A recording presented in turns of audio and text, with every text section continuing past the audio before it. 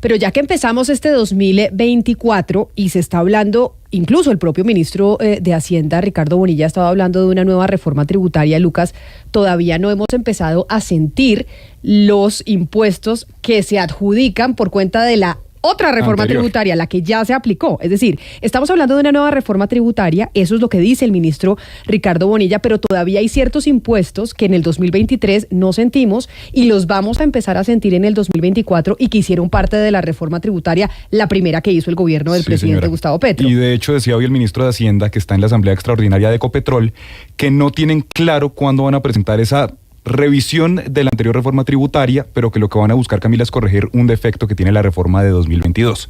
Pero si hay un impuesto, hay varios, pero hay uno que desde el 1 de enero vamos a empezar a sentir, lo que no está muy claro es cómo. Claro, que, o sea, digamos, como que empezaba a aplicar desde el 1 de enero de este año, hoy estamos a 10 de enero, o sea que nos lo empezarán a cobrar el 30, que es cuando le llegan a uno las facturas. Muy probablemente. Lo que no me queda muy claro a mí, y yo creo que nuestro invitado nos lo va a poder responder mejor, es cómo nos puede afectar como consumidores de plataformas tecnológicas. Porque hubo un impuesto en la reforma tributaria, la primera del presidente Gustavo Petro, a las plataformas tecnológicas, ¿cierto? Entiéndase plataformas tecnológicas como ¿qué, Lucas?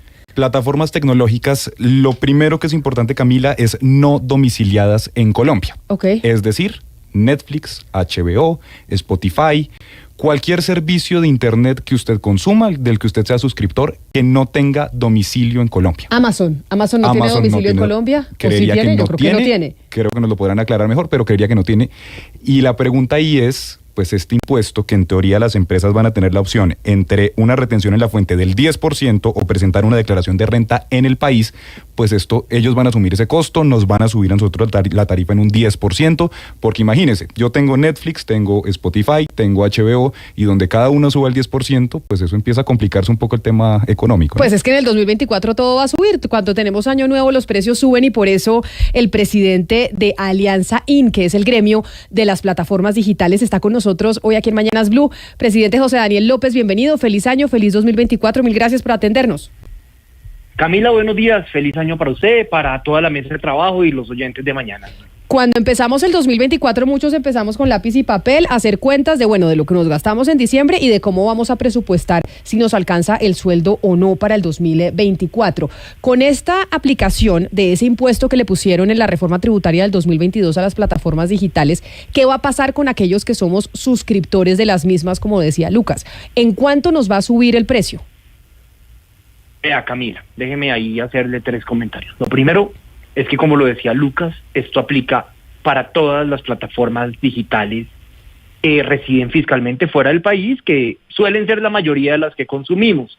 Le menciono algunos ejemplos. Unas que acá representamos en Alianza IN, las plataformas digitales de movilidad, que hay quienes hablan de su ilegalidad, hay conductores, más de 100.000, que trabajan todos los días, generan ingresos para sus familias a través de estas aplicaciones, hoy pagan este impuesto, estas plataformas, y sin embargo, digamos, hay quienes ponen en duda su ilegalidad. Yo me pregunto qué clase de actividad ilegal paga impuestos en Colombia. Esto ratifica la legalidad, pero ese es un ejemplo. Otro ejemplo, las plataformas de streaming que mencionaban hace un rato, tanto de video como de música. Las plataformas, muchas de las cuales a través de las que compramos tiquetes aéreos o hacemos reservas en hoteles, las plataformas estilo Airbnb, las plataformas de redes sociales a través de las cuales los emprendedores pautan para dar a conocer sus productos y sus servicios. Plataformas más especializadas en términos de revistas, en términos de publicaciones académicas, plataformas muy importantes que se desarrollan en el mundo HealthTech para citas médicas, para lectura, interpretación de exámenes, entre otros. Todos esos servicios, si la empresa reside fiscalmente fuera del país, son objeto de este impuesto creado en la reforma tributaria del 2022, que se llama presencia económica significativa. Y sobre esos servicios, las empresas tienen 2 opciones, según el nuevo impuesto. Una es pagar impuesto de renta común y corriente. O la otra opción es pagar el 3% de sus ingresos brutos como impuesto de presencia económica significativa, sea cual sea la actividad, sea una actividad cripto, sea una actividad de aplicación de movilidad, de streaming, de lo que sea, paga ese 3% o paga renta. Y el tema del impacto en la tarifa, que sé que es, digamos, el centro del debate hoy, porque todos estamos armando el presupuesto familiar, Eso va a depender mucho de cada plataforma. Ahí no hay una decisión ni uniforme ni sectorial. Estas son plataformas que compiten entre sí y seguramente habrá algunas que reaccionen asumiendo parte de ese costo o todo ese costo, otras que lo compartan o se lo transfieran al usuario. En cualquier caso, lo que demuestra no este impuesto, porque apenas arranca en vigencia el 1 de enero de 2024, sino lo que se ha evidenciado siempre que se crean nuevos tributos, es que eso tiende a tener un impacto en la tarifa de los servicios que se consumen, pero eso al final del día depende de cómo cada plataforma decide crear sus costos y decide competir con otras que también están enfrentando esta misma situación. Señor López, pero entonces, según entiendo, por ejemplo, Netflix en teoría tiene residencia, creería yo, en Estados Unidos, allá debe declarar renta, y en Colombia debería también declarar renta, o sea, estaría declarando renta 2 veces. Pues vea, Lucas, si bien yo no represento a las plataformas de streaming, el ejemplo que usted da en la pepa de lo grueso de esta discusión, y esa fue una discusión que vimos muy amplia y pública en el 2022, y es la discusión sobre la tributación de plataformas digitales. El tema de cómo pagan impuestos estas plataformas no es una preocupación que se nos ocurrió en Colombia porque solo nos pasa en Colombia. Es una preocupación global porque hay unas empresas que residen fiscalmente en distintos países, pero prestan servicios en muchos otros países.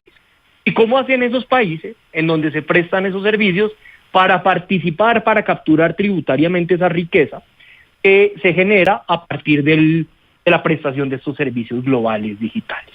Lo que ha hecho el mundo, que es distinto a lo que hizo Colombia, es tratar de crear un mecanismo de coordinación.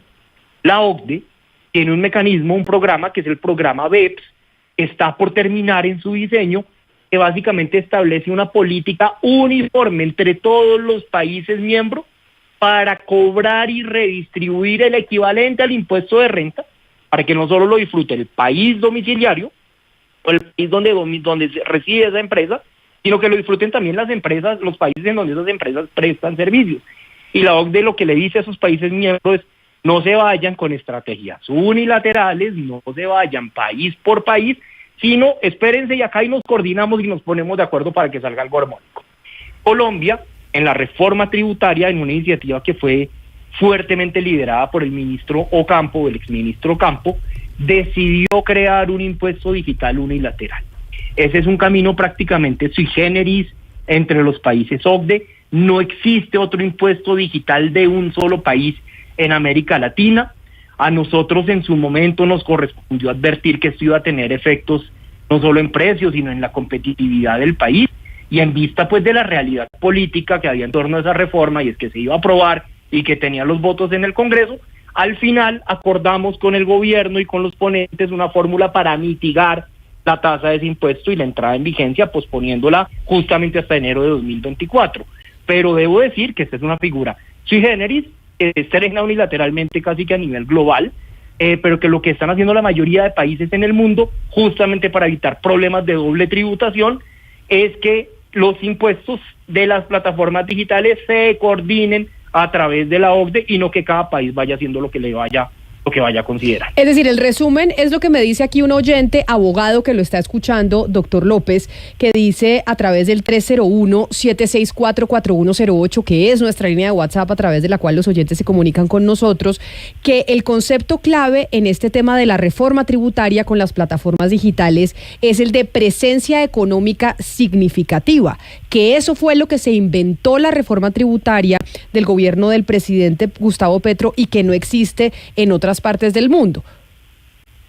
Así es, este nuevo impuesto se llama presencia económica significativa y es el primer impuesto digital que existe entre países OCDE y significa que las empresas pagan o el 3% de sus ingresos brutos o pagan renta como si residieran fiscalmente en Colombia. Así es, Camila. Pero entonces, para una persona que lo está escuchando, que no sabe del tema de tributación, que no sabe de temas jurídicos, ¿qué le van a empezar a cobrar y cuándo?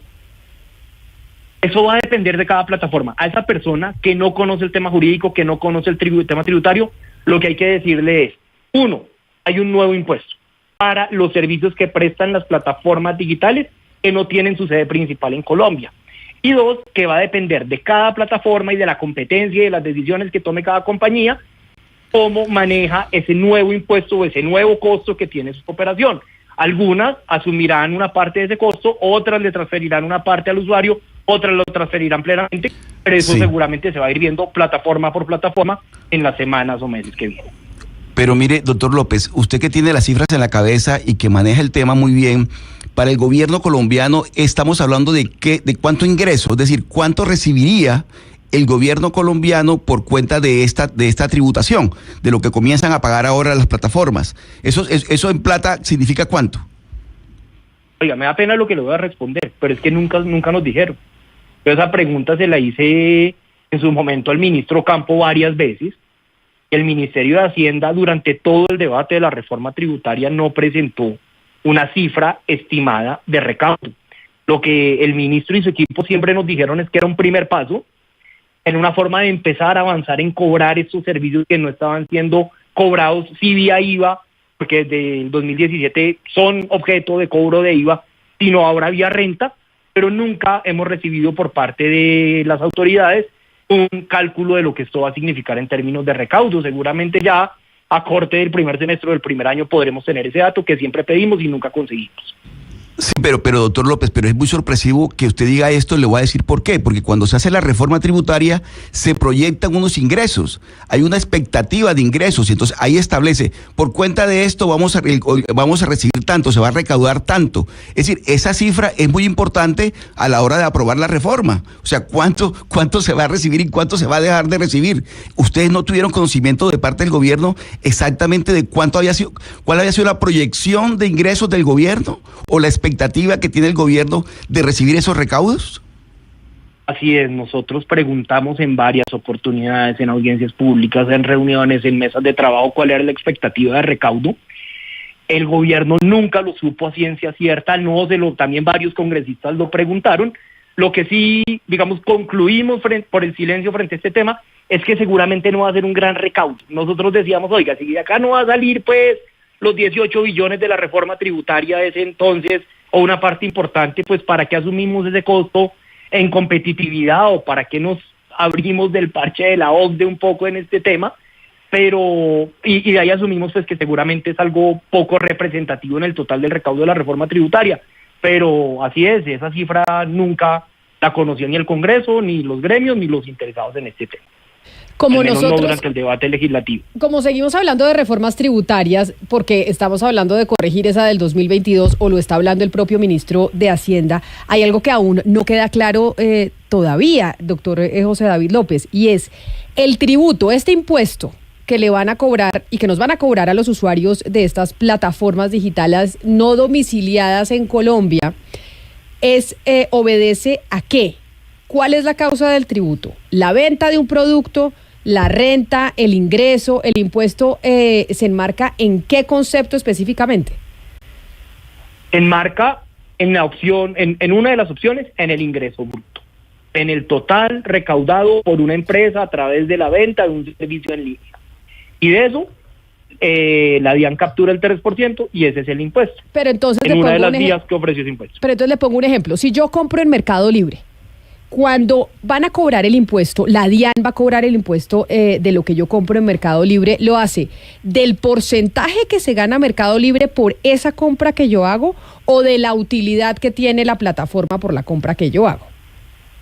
No, recuerde usted que tratándose de un impuesto parecido o equivalente al impuesto de renta, no se cobra sobre la venta como se cobra el IVA, pues que usted cada vez que compra algo tiene IVA, sino se cobra sobre el total de los ingresos que obtiene la empresa y al final esa empresa tiene que hacer una declaración y en esa declaración dice me gané tanto y el 3% de esos ingresos por venta de servicios en línea es esto, siempre y cuando sean plataformas que residen fiscalmente fuera del país. Pero entonces, Lucas, usted tiene ahí una lista de las plataformas que van a tener o que nos van a cobrar más, porque al final los impuestos muchas veces se dividen entre la plataforma, entre el vendedor, el productor y el consumidor. No es que todo el impuesto vaya a recaer sobre el consumidor. Por lo general se divide un lado para el productor, un lado para el consumidor. Sí, señora, y quiero aclarar, es el 3%. Yo le dije empezando, era el 10, es el 3% de los ingresos. Ok.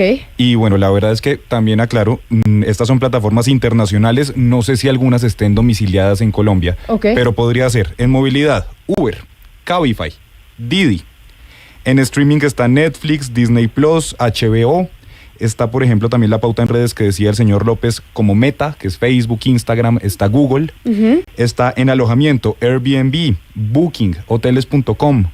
En tiquetes aéreos, por ejemplo, estaría Despegar, como también lo mencionaba, o estaría en música Spotify, en las tiendas móviles también, lo que usted compra en su iPhone o en su celular, la App Store o la Play Store de Google, y también estaría, como usted lo decía, Camila, Mercado Libre. O sea, son muchos de las cosas que hoy en día usamos en nuestro día a día. Creería que la única, al menos que se salva, es Rappi, pues porque Rappi es una empresa colombiana. Claro. Pero entonces, para resumir, doctor López, si lo que usted nos dice es que no es por servicio, sino que es como una especie de impuesto de renta, quiere decir que no es tan fácil de tasar cuánto se le va a adjudicar al consumidor. A mí, cuando pago mensual Spotify, o cuando pago mensual Netflix, o cuando pago el servicio de Uber, es que tal vez ellos van a hacer sus cálculos y van a decir, nosotros por nuestro servicio vamos a cobrar un poco más, no sabemos exactamente si el 3%, porque esto es que les van a cobrar al final un impuesto de renta, como una especie de industria y comercio, algo así, a las plataformas digitales que no residen en Colombia. Pues básicamente lo que esto lleva es a que van a pagar impuesto de renta, o de manera ordinaria, como todas las empresas colombianas pagan impuesto de renta, o si no quieren por ahí, pagan el 3% de sus ingresos brutos. Entonces, en últimas, las empresas sí podrían calcular que del 3% del total de ingresos que tienen por la prestación de ese tipo de servicios, pues eso es el impuesto que terminan pagando, y ya es del resorte de cada una determinar cómo costea o cómo viabiliza ese pago en impuestos.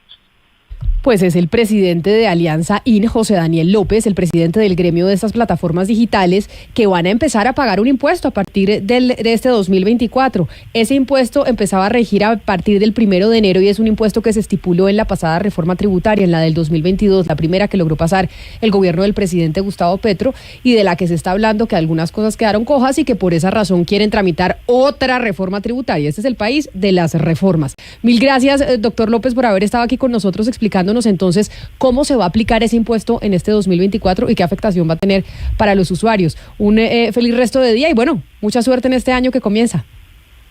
Igual para ustedes, Camila, que dicha estar acá nuevamente. Un buen día.